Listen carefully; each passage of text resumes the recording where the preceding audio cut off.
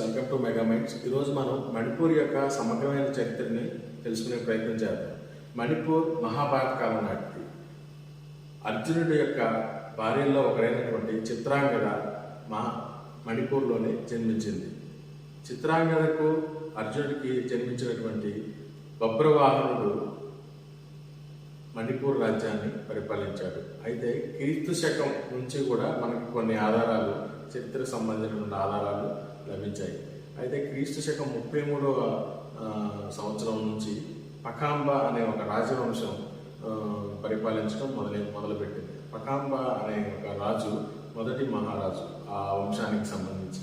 ఆ తర్వాత ఈ పకాంబ రాజుల్లో 109 మంది రాజులు ఈ మణిపూర్ని పరిపాలించారు. ఈ 109 మంది రాజుల పరిపాలనా కాలంలో మణిపూర్ యొక్క రాజ్యం పేర్లు, అనేకమైనటువంటి పేర్లు ప్రాచుర్యంలోకి వచ్చినాయి. వాటిల్లో సన్ లిపాక్ అని, అదేవిధంగా మిత్ర పాక్ అని చెప్పి, మీటే పాక్ అని చెప్పి, మీటే లిపాక్ అని చెప్పి, ఇట్లా ఒక 7-8 పేర్లు ప్రాచుర్యంలోకి వచ్చి చివరగా మణిపూర్గా స్థిరపడింది. అయితే ఈ 109 మంది రాజుల కాలంలో ప్రముఖంగా ఒక 5-6 రాజులని ప్రస్తావన ప్రాచుర్యంలోకి వచ్చారు. వాళ్ళ గురించి ఎక్కువగా అక్కడ మనకి ఆధారాలు లభిస్తున్నాయి. వాళ్ళల్లో ఖగేంబా అని 16వ శతాబ్దంలో మహారాజు ఉండేవారు. అదేవిధంగా 17వ శతాబ్దంలో పాహిమాబా అని చెప్పి ఇంకొక మహారాజు ఉండేవారు. వీళ్ళిద్దరూ కూడా మణిపూర్ రాజ్యాన్ని విస్తరించడంలో భాగంగా మయన్మార్ మీద దండయాత్ర చేసి కొంత రాజ్యాన్ని వీళ్ళు మణిపూర్ రాజ్యాన్ని విస్తరించారు. అదేవిధంగా 18వ శతాబ్దంలో భాగ్యచంద్ర మహారాజు ఉండేవాడు. ఆయన రాస్లీల అనేటువంటి ఒక నృత్యాన్ని రూపొందించి, అది దేశవ్యాప్తంగా, భారతదేశ వ్యాప్తంగా ఆయన రాస్లీల నృత్యాన్ని అందరికీ ప్రచారంలోకి తీసుకురావడం జరుగుతుంది. దాంతోపాటుగా వైష్ణవ సాంప్రదాయం, గిరిజనులు అయినప్పటికీ కూడా, అక్కడ మణిపూర్ రాజ్యంలో ఉన్న వాళ్ళందరూ గిరిజనులు అయినప్పటికీ కూడా గిరిజన మతాచారాలు, గిరిజనకు సంబంధించినటువంటి సాంప్రదాయాలని పాటిస్తూనే వైష్ణవ సాంప్రదాయాన్ని ఆయన వ్యాప్తి చేయడం కూడా జరిగింది 18వ శతాబ్దంలో. ఆ తర్వాత 19వ శతాబ్దం మొదటి కాలంలో ఈ బ్రిటిషర్స్ మన దేశంలో పరిపాలిస్తున్న సమయంలో, మన దేశం అంటే ఈ భారత్ని పరిపాలిస్తున్న సమయంలో మణిపూర్ రాజ్యంలో ఉన్నటువంటి 3 తెగలు, ముఖ్యంగా కుకీలు, అదేవిధంగా నాగాలు, మైతేయులు, వీళ్ళు ముగ్గురు కూడా అక్కడ ఉండేవారు. అయితే 1891లో వీళ్ళు కోంజోమ్ మణిపూర్ యుద్ధం అని చెప్పి ఒక యుద్ధం జరిగింది. ఇదేంటంటే ఈ బ్రిటిషర్స్ కోంజోమ్ తెగకు సంబంధించినటువంటి వారి మీద యుద్ధం చేశారు. ఆ యుద్ధంలో బ్రిటిషర్స్కి ఆపోజిట్గా కుకీ తెగ పోరాడి ఓడి. నిజంగా కుకీ తెగని చూస్తే వీళ్ళకి వణుకు పుట్టేది బ్రిటిషర్స్కి. కుకీ తెగ అంత ధైర్య సాహసాలను కలిగి ఉండేది. అదేవిధంగా వాళ్ళు గెరిల్లా యుద్ధంలో తేలినటువంటి వ్యక్తులు ఒక తెగ కుకీ తెగ. ఈ కుకీ తెగ ఎంత ధైర్య సాహసాలు ప్రదర్శించేదంటే, అసలు అక్కడ వచ్చినటువంటి బ్రిటిషర్స్ని ఏ మాత్రం లెక్క చేసేది కాదు. వాళ్ళని నానా చిత్రహింసలకు గురి చేసేవారు. బ్రిటిషర్స్నే చిత్రహింసలకు గురి చేసేవారు. తర్వాత కాలంలో 1914, 1891 కోంజోమ్ మణిపూర్ యుద్ధం జరిగిన తర్వాత బ్రిటిషర్స్ దగ్గర ఉన్నటువంటి ఆయుధాల కారణం అయితేనేమి, లేకపోతే ఈ పరికరాల మందుగుండు సామాగ్రి వల్ల అయితేనేమి, ఈ కుకీ తెగ, మైతేయి తెగ, ఈ నాగాలు బ్రిటిషర్స్ మీద పోరాడి ఓడారు. ఆ తర్వాత 1891 తర్వాత వీళ్ళ చేతుల్లో నుంచి మణిపూర్ రాజ్యం బ్రిటిషర్ చేతుల్లోకి వచ్చింది. అదేవిధంగా బర్మా కూడా 1891లోనే వీళ్ళ బ్రిటిషర్ చేతుల్లోకి రావడం జరిగింది. 1891 నుంచి బ్రిటిషర్ చేతుల్లోను వెంటనే వీళ్ళు బ్రిటిషర్స్ ఇంగ్లాండ్ నుంచి ఇక వీళ్ళు రాజ్యం వాళ్ళ చేతుల్లోకి వచ్చిందంటే వాళ్ళు మొట్టమొదటి చేసేది అక్కడ నుంచి మత ప్రచారాలకు దించేయటం, ఇక్కడ మన దేశంలో మత వ్యాప్తి ప్రచారం చేయడం. ఆ సమయంలో 1894లో పెటిగ్రూ అనే ఒక మత ప్రచారకుడు ఇంగ్లాండ్ నుంచి మన భారతదేశానికి మణిపూర్ రావడం జరుగుతుంది. ఈ మణిపూర్ ఇంపాల్ రావడం జరుగుతుంది. అయితే ఈ ఇంపాల్ వచ్చే సమయంలో వచ్చిన తర్వాత ఈ పెట్రిగ్రూకి సంబంధించినటువంటి ఈ మణిపూర్ యొక్క భౌగోళిక పరిస్థితులు ఎలా ఉన్నాయనేది మీకు ఒకసారి ఇప్పుడు వివరించే ప్రయత్నం చేస్తాను. మణిపూర్ ముఖ్యంగా 2 ప్రాంతాలుగా విభజించబడింది. ఒకటి లోయ ప్రాంతం, అదేవిధంగా గిరిజన ప్రాంతం, కొండ ప్రాంతం. అయితే ఈ లోయ ప్రాంతంలో ఉండేటువంటి తెగ మైతేయి తెగ, అదేవిధంగా కొండ ప్రాంతాల్లో ఉండేటువంటి తెగ కుకీ తెగ, అదేవిధంగా నాగా తెగ. ఈ కుకీ తెగ, నాగా తెగ పూర్తిగా కొండ ప్రాంతాల్లోనే ఉండేవారు. ఆ తర్వాత బ్రిటిషర్స్ కాలంలో ఈ 3 తెగలు కూడా ట్రైబ్స్ గాని గుర్తించబడ్డారు. షెడ్యూల్ ట్రైబ్ ఎస్టీ కిందనే ఈ 3 తెగలు కూడా గుర్తించబడ్డాయి. ఆ తర్వాత 1914లో ఈ మొదటి ప్రపంచ యుద్ధం సమయంలో మాకు బ్రిటిషర్స్ సైన్యంలో చేరండి అని చెప్పి కొంతమంది వెళ్ళి అక్కడ కుకీల్ని వీళ్ళ ధైర్యశాసాలు చూసి వాళ్ళని చేరమని చెప్పి అడుగుతారు. అప్పుడు కుకీలు మళ్ళీ రివర్స్లో ఈ బ్రిటిషర్స్ మీద పోరాడి అసలు మేము ఆ యుద్ధాల్లో పాల్గొనము అని చెప్పి వాళ్ళు వీళ్ళని వ్యతిరేకిస్తారు బ్రిటిషర్స్.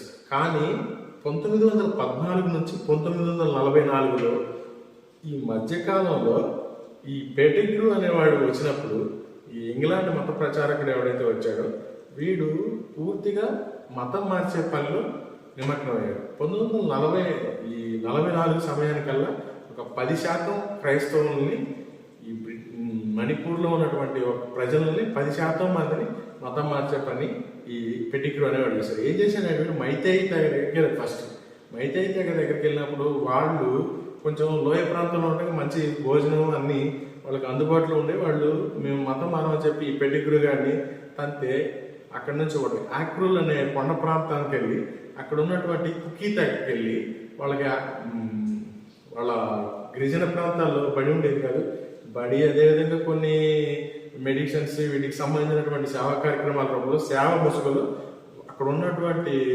కుకీ తెగలని మతం మార్చడం మొదలుపెట్టారు. ఆ కుకీ తెగ తర్వాత నాగా తెగ, అంటే మొత్తం మారలేదు, కొంతమంది ఒక 2%, 3% ఇట్లా మారుతూ ఒక 10% వరకు ఈ కుకీలని, నాగాల్ని, చివరగా మైతేయుల్ని, ఈ 3 ట్రైబ్స్ తెగల్ని కూడా 1944 కల్లా ఈ పెటిగ్రూ అనేవాడు కంప్లీట్గా మతం మార్చేశాడు.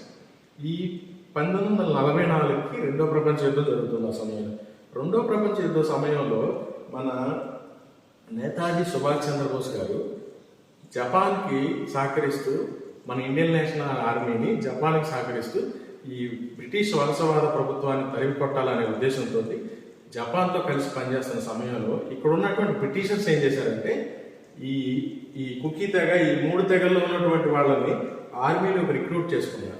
అయితే ఈయన బర్మా నుంచి వచ్చే సమయంలో ఈ మణిపూర్ దగ్గర, ఇంపాల్ దగ్గర 1944 మార్చి 16 ఆ సమయంలో ఇంపాల్ యుద్ధం అని చెప్పి 3 నెలల పాటు జరిగింది. ఈ యుద్ధంలో జపాన్ నుంచి 1,80,000 మంది, అంటే జపాన్ సైన్యం, జపాన్ నుంచి అని కాదు, జపాన్ సైన్యం 1,20,000 మంది ఈ ఇంపాల్ నుంచి భారతదేశం వచ్చి ఈ బ్రిటిషర్ని సరివేయాలని చెప్పి ఒక ప్రయత్నం చేశాడు మన సుభాష్ చంద్రబోస్. కానీ అది విఫలమైంది. ఎందుకంటే ఇక్కడ ఉన్నటువంటి పరిస్థితులు జపాన్ సైన్యానికి అర్థం కాలేదు.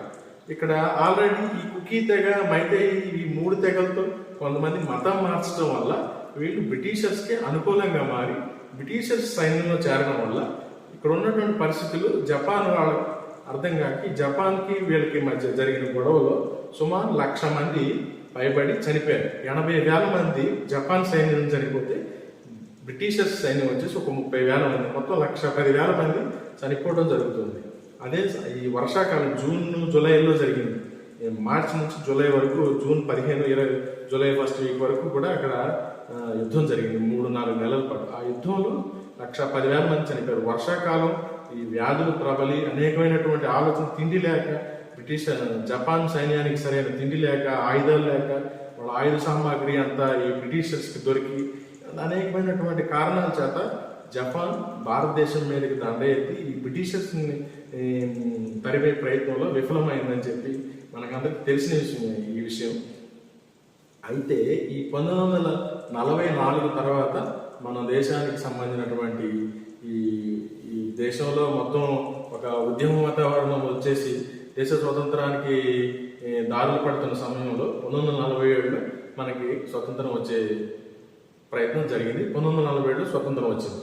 ఆ 1940 స్వతంత్రం వచ్చిన తర్వాత ఈ మణిపూర్ రాజ్యాన్ని బ్రిటిషర్స్ భారత్లో మీరు వాళ్ళని అడిగి కలుపుకోండి, వాళ్ళు వస్తాయని చెప్పి వాళ్ళు మనకు స్వతంత్రం ఇచ్చి వెళ్ళిపోయారు. అయితే మణిపూర్ రాజు అప్పుడు 109 డైనస్టీ, ప్రకంబ సంబంధించిన 109 డైనస్టీలో ఈ బోధచంద్ర సింగ్ అనే ఒక రాజుతోటి ఒక ఒప్పందం జరిగి, ఆ ఒప్పందంలో ఆయన ఉన్నంత వరకు రాజుగా ఉండి, ఆ తర్వాత దాన్ని అప్పటి వరకు యూనియన్ టెరిటరీగా ఉంది 1972లో రాష్ట్రంగా మారింది. అయితే ఈ యొక్క మణిపూర్ యొక్క చరిత్రను చూసుకుంటే కనుక 1951 వరకు కూడా 10% వరకు మాత్రమే క్రైస్తవులు ఉన్నారు.